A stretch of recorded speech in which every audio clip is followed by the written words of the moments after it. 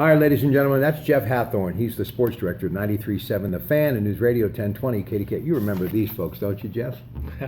When I would Yes, send I him do. all over western Pennsylvania and eastern Ohio to back your Pratt pack up by covering all sorts of great high school football. Just a real quick note, Larry DeVincentis, who is in the Monaco Hall of Fame, the Beaver County Hall of Fame, passed away the other day, and I paid my respects to his family. We just want to send our thoughts and prayers. And also, Ronnie Shiro, a great football player at Beaver Falls, of course, also coached with Larry Bruno, the legend. He, of course, the coach with Joe Namath. His brother Bobby recently passed away too, so we just wanted to take some time to give them a little bit of love and let them know that very important to your Pratt Pack as far as learning the great game that is high school football. But this guy's going to help me with the great game that is professional football. You've got the Steelers and the Bengals coming up Saturday night. A.J. McCarron, who part of that Alabama brand, is going to get his third big start in the National Football League. A lot of pressure on him. Steelers defense has shown some holes, but the question is, do you think the Steelers have a much better chance against him than they would, obviously, the seasoned veteran Andy Dalton? Well, that's the big question, right? Is it going to be A.J. McCarron or is it going to be Andy Dalton? We don't know at this point. I think Marvin Lewis really wants to play this up to where maybe Dalton comes out and makes a miraculous recovery on Saturday, or it's A.J. McCarron. Either way, he wants the Steelers to be guessing. Mike Tomlin plays these games too. I mean, all the coaches do. They want any kind of edge they can get. McCarron is used to big games in college. He's never been in this big game, but I don't think the nerves will be. I think what it's going to be is how will the Bengals react? They've been quiet so far, which is good for them, I think.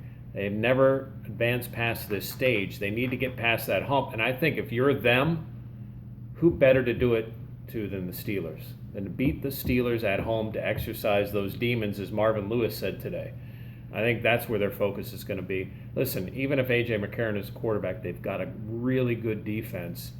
And I expect it's going to be a really tight game. And if the Steelers don't have D'Angelo, man, look out for Burfict and Dunlap to really rush and hammer hard at Ben Roethlisberger. It's going to be rough. I mean, Toussaint's a nice player, but he's not a starter in the NFL.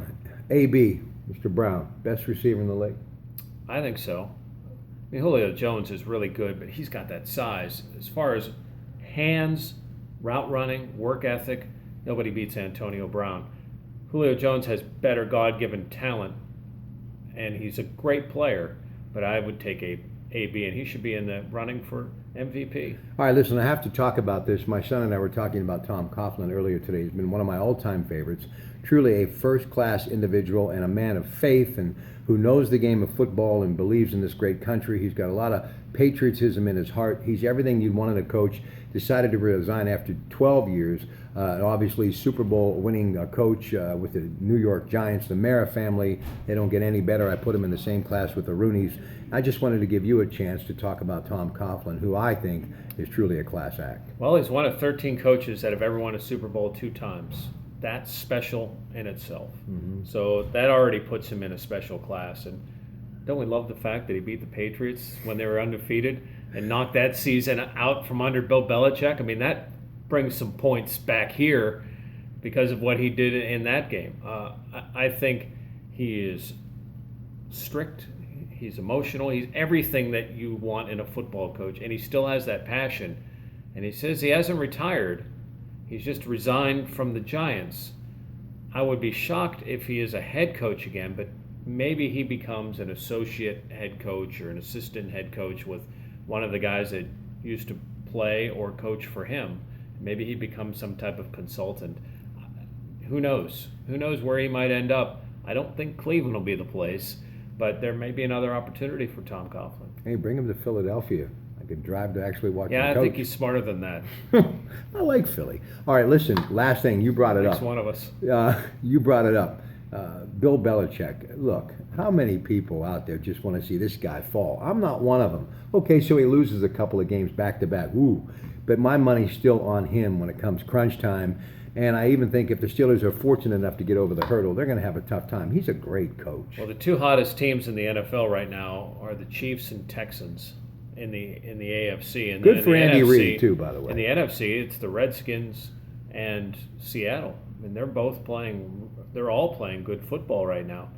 I know the Steelers were the pick a couple of weeks ago. I just don't like the way they're going. And look at what the Patriots are doing. I mean, Brady's getting hammered. He has a high ankle sprain. He says he's had worse, and that he'll be ready. But now they're the number 2 seed. So they either get a physical Kansas City team or a physical Houston team.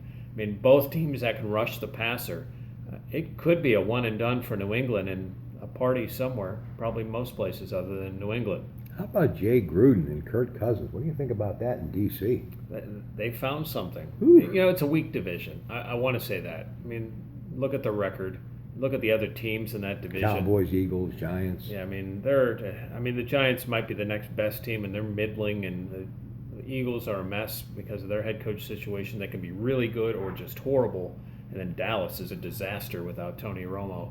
And now they're talking about getting Johnny Manziel. God, I hope so, because Jerry Jones and Johnny Manziel, I would wish those two on each other. Ladies and gentlemen, Jeff Hathorn, 93.7 The Fan, News Radio 1020, KDKA.